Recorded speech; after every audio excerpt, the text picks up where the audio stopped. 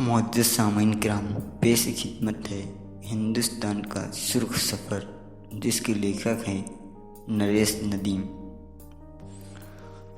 इस किताब का पहला चैप्टर है हवा में गूंजती आवाज़ें। हमारे मुल्क में इश्तराकी तहरीक का आगाज़ कब और कैसे हुआ, ये सवाल आज भी बहस का मौजू बना हुआ है। जहाँ CPI के मुताबिक पार्टी की दाग बेल 1925 में कानपुर की कॉन्फ्रेंस में पड़ी, वहीं CPIM का कहना है कि पार्टी दर हकीकत इस तारीख से कोई 5 बरस पहले ताशकंद में वजूद में आ चुकी थी। ताहम इस पर एक नुक्ते पर आम इत्तेफाक पाया जाता है कि तमाम नौआबादियाती और नीम नौआबादियाती ममालिक की तरह हिंदुस्तान में भी इस तरह की नज़रिए को एक मुनज़्ज़म शक्ल इनकलाब रूस के बाद और इसी के ज़ेरे असर हासिल हुई। हिंदुस्तान की बरतानवी हुकूमत की तमाम इम्तनाही कोशिशों के बावजूद जब रूस के बाल्शविक इनकलाब की खबरें गोया के छन छन कर मुल्क में आना शुरू हुई, तो इनका यहाँ जिस तरह इस्तकबाल किया गया, इससे एक बात जाहिर है कि आवाम का कम अज़ कम एक हिस्सा ज़हनी तौर पर इस इनकलाब के असरात को कबूल करने के लिए तैयार था। लेकिन इसकी वजह सिर्फ ये नहीं थी कि इन दिनों हमारे आवाम आज़ादी की जंग लड़ रहे थे और हर इस वाक़े का खैर मकदम करने के लिए तैयार थे जिससे बरतानवी हुकूमत कमज़ोर होती हो, जैसा कि कुछ मुर्रिखीन का कौल है। हकीकत यह है कि इनकलाब रूस से बहुत पहले भी हमारे मुल्क में इश्तराकी और बिलखुसूस मार्क्सी नज़रिए का थोड़ा बहुत चर्चा होते हुए ज़रूर देखते हैं। अगरचे ये एक ऐसा पहलू है जिसकी तरफ से हमारे महक़्क़िक़ तकरीबन अनजान रहे हैं और इसके सबब हमारे पास इस जम्न में दस्तावेज़ी मवाद बेहद कलील या ना होने के बराबर है। स्वामी विवेकानंद, इस जम्न में सबसे पहले स्वामी विवेकानंद का नाम लिया जा सकता है। यह बात दुरुस्त है कि स्वामी जी के कारनामों की इब्तिदा एक ऐसे मुसल्ले के रूप में हुई जो हिंदू मज़हब और समाज की इस्लाह करके इसे बुराइयों से पाक साफ करना और इसमें एक नई रूह फूंकना चाहता था।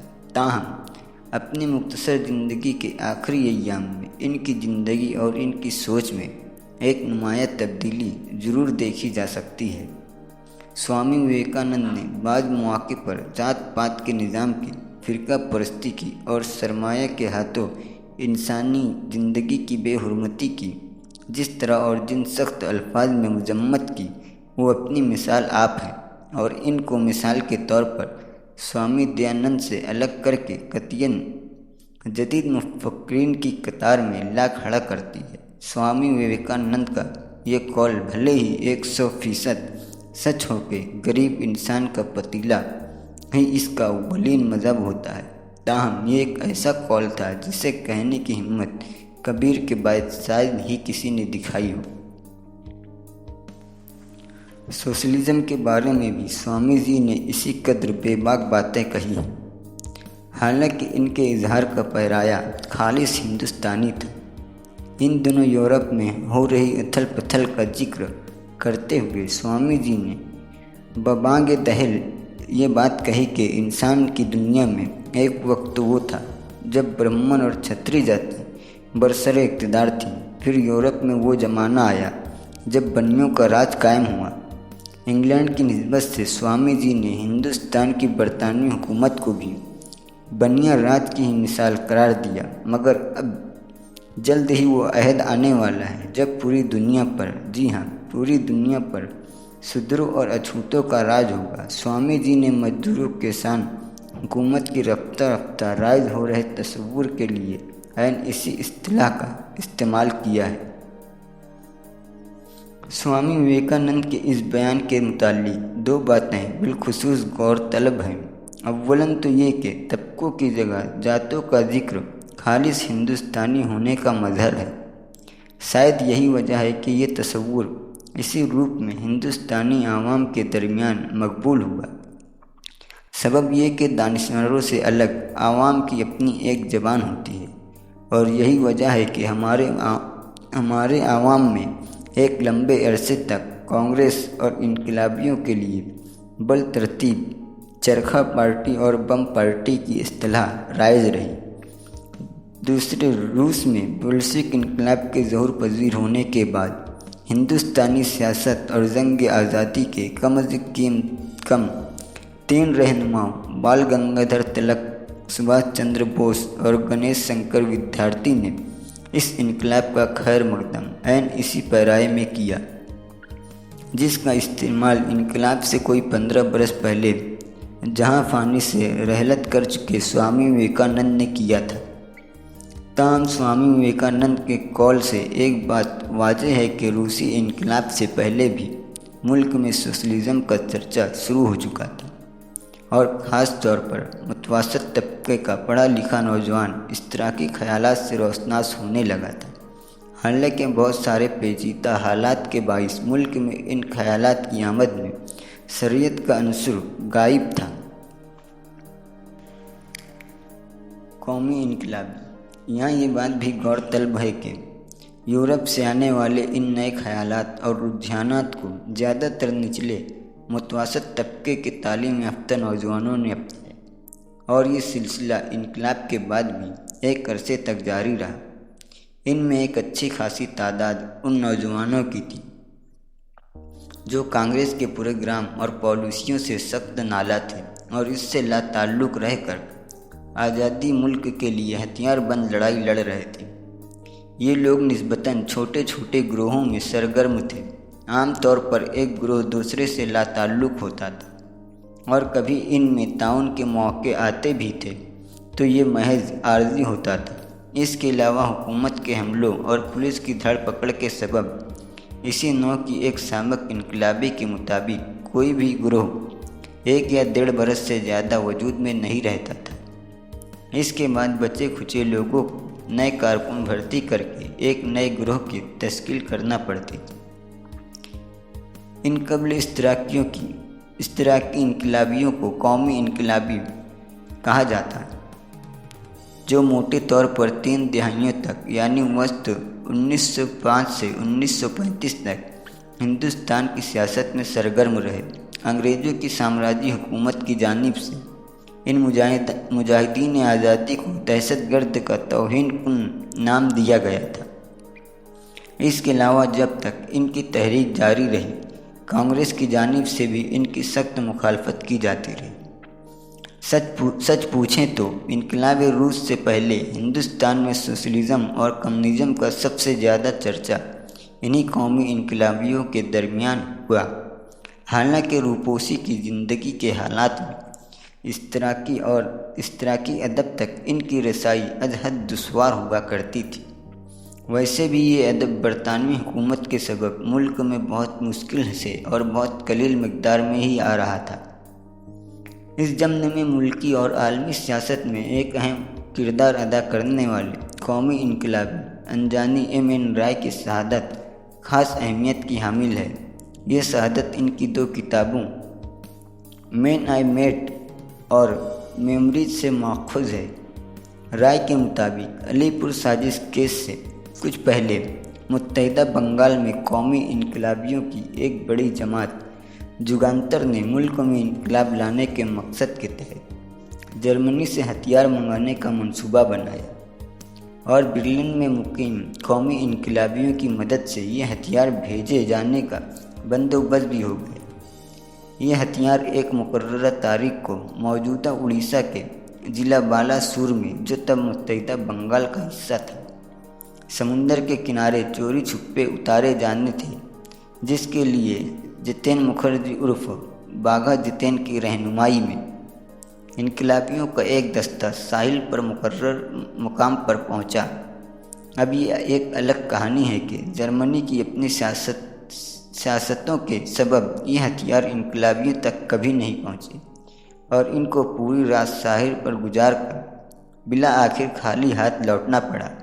لیکن اس دوران کے درمیان سوشلزم کے موضوع پر پرزور بحثیں ضرور ہوئیں، جن کا آغاز ایک کتاب کا ذکر آنے پر ہوا۔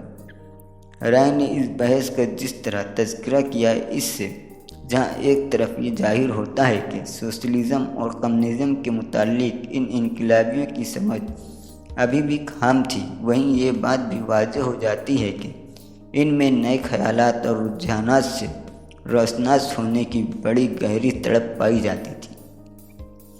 یہ وہی تڑپ تھی جس کے چلتے پنجاب سے لے کر بنگال تک قومی انقلابیوں کی تحریک کو 3 دہائیوں کے بعد اشتراکی تحریک میں مدغم ہو گئی، جو ایک الگ مضمون کا موضوع ہے۔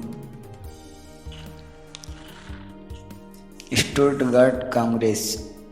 بالاسور کے ساحل پر سوشلزم کے متعلق یہ پرجوش بحث 1907 میں ہوئی تھی۔ دوسری طرف اس مقام سے ہزاروں میل دور اسی سال جرمنی کے اسٹوٹگارٹ شہر میں جو واقعہ رونما ہوا، اسے ہماری جنگ آزادی کی تحریک میں میل کے پتھر کی حیثیت حاصل ہے۔ یہاں ہماری مراد دوسری انٹرنیشنل قیام 1889 کی دوسری کانگریس سے ہے، جس میں ہندوستان کے قومی انقلابیوں کی جانب سے ان دنوں پیرس میں مقیم مادام بھیکا جی کاما بھی بطور مہمان موجود تھی۔ نوآبادیاتی ممالک کی آزادی کے ضمن میں اسٹوٹگارٹ کانگریس کی اپنی ایک خاص اہمیت ہے۔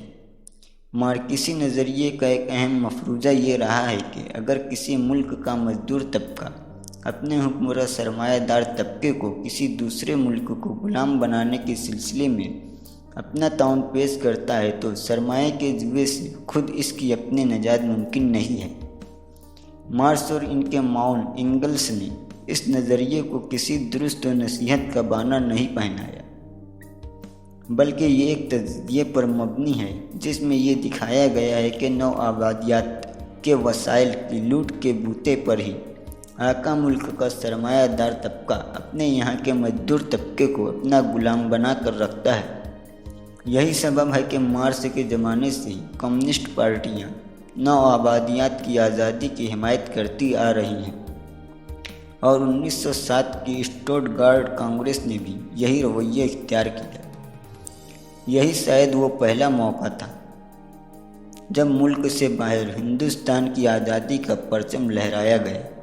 اس پرچم کو مادام بھیکا جی کاما نے لہرایا، اور اس وقت روس کے لینن اور پلیخانوف، جرمنی کے کارل کاؤٹسکی اور مادام روزا ایگزم برگ، برطانیہ کی ہینڈ مین اور کئی دوسرے ممالک کے مندوبین نے تعظیماً کھڑے ہو کر اس پرچم کو سلام کیا اور ہندوستان سمیت تمام نوآبادیاتی ممالک کی آزادی کی حمایت کی۔ ضمناً یہ بات کہہ دی جائے کہ مادام کاما کے اس پرچم میں، جسے انہوں نے اپنے ہاتھوں سے سیا تھا، اوپر کی پٹی سرخ رنگ کی تھی۔ مارکسی نظریے کی جانب کم سے کم بیرون ملک مقیم قومی انقلابیوں کو متوجہ کرنے میں دوسری انٹرنیشنل کی دوسری اسٹوٹگارٹ کانگریس ایک اہم کردار رہا۔ لینن کی دلچسپی، لیکن ساتھ ہی اس کا ایک اثر یہ بھی ہوا کہ ہندوستان کی آزادی کے مسئلے میں دوسرے ممالک کے انقلابیوں کی دلچسپی بھی بڑھی۔ اگلے برس 1908 میں رونما ہونے والا ایک واقعہ اس امر کی گمازی کرتا ہے۔ اس سال جب بال گنگادھر تلک نے علی پور سازش کیس کے ملزمین اور بامول بنگال کے انقلابیوں کی حمایت میں اپنے پرچے مرہٹھا میں ایک مضمون لکھا تو برطانوی حکومت کے عدالت نے ان کو سزا دے کر 6 سال کے لیے مانڈے جیل واقع رنگون بھیج دیا۔ یہ وہی جیل تھی جہاں خاندان مغلیہ کے آخری تاجدار بہادر شاہ ظفر نے وفات پائی تھی، اور جہاں بعد میں سبھاش چندر بوس کو رکھا گیا تھا۔ لیکن تلک کی گرفتاری سے بھی زیادہ اہمیت کی حامل وہ ہڑتال تھی جو بمبئی کے مزدور طبقہ نے اس گرفتاری پر اپنی مخالفت کے اظہار کی۔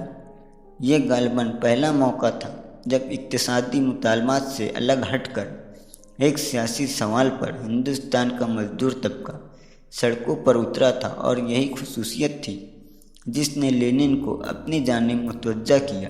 اس ہڑتال کے فوراً بعد لینن نے اپنے ایک مضمون میں اس ہڑتال کی اہمیت پر روشنی ڈالتے ہوئے اسے ہندوستان اور بالعموم ایشیا کے مزدور طبقے اور دیگر عوام کی بیداری کا ثبوت گردانا تھا۔ مارکس کی سوانح عمری دستاویزی مواد کی عدم موجودگی کے سبب یہ کہہ سکنا دشوار ہے کہ 1908 کے بعد ہندوستان کے قومی انقلابیوں کی سوچ نے کیا کیا کروٹیں لیں۔ تاہم اس موضوع پر ایک باتیں ضرور کہی جا سکتی ہیں۔ بمبئی کی ہڑتال کے 4 برس بعد مارچ 1912 میں دلی کے معروف انقلابی لالا ہردیال نے 1 سال بعد سان فرانسسکو امریکہ میں غدر پارٹی کے قیام میں سرگرم رہے۔ ان دنوں کے مشہور جریدہ میڈم ریویو میں کمیونزم کے بانی کارل مارکس کی ایک سوانح عمری شائع کرائی جو خاصی طویل تھی۔ اس کے کچھ ہی ماہ بعد مارکس کی ایک اور سوانح عمری ملیالی زبان میں شائع ہوئی جس کے مصنف کیرلا کے ایک معروف مسلح سودیسا بھیمانی رام کرشن پلئی تھے۔ جیسا کہ انہوں نے اعتراف کیا ہے، انہوں نے اپنی تصنیف کے لیے لالا ہردیال کی تصنیف سے ہی مواد اخذ کیا تھا۔ لالا ہردیال کی لکھی ہوئی سوانح عمری جہاں ایک طرف مارکس کی جدوجہد سے بھرپور زندگی پر روشنی ڈالتی ہے، وہیں ان کے نظریات اور تعلیمات کا بھی ایک خاکہ پیش کرتی ہے، اگرچہ ان کے بیان میں گہرائی کا عنصر نہیں پایا جاتا، جو ان دنوں کے حالات میں پوری طرح فطری کہا جائے گا۔ تاہم مارکس کے نظریات کو ایمانداری سے سمجھنے اور سمجھانے کی ایک کوشش یہاں ضرور دیکھی جا سکتی ہے۔ یہاں یہ بات قابل ذکر ہے کہ جہاں لالا ہردیال نے مارکس کے نظریوں سے اور بالخصوص طبقاتی جنگ کے نظریے سے متفق نہ ہونے کا اقرار کیا، وہیں انہوں نے اور پلئی نے بھی مارکس کو مہاتما کہہ کر پیش کیا، اور یہ عام جانکاری کا حصہ ہے کہ ایک ہندوستانی جب کسی کو از حد تعظیم دینا چاہتا ہے تو اس کے علاوہ کسی اور لفظ کا استعمال نہیں کرتا۔ 1912 میں شائع ہونے والی یہ سوانح عمریاں ہندوستان میں مارکس کی اولین سوانح عمریاں ہیں، اور بدنصیبی سے آج یہ دونوں ہی دستیاب نہیں ہیں۔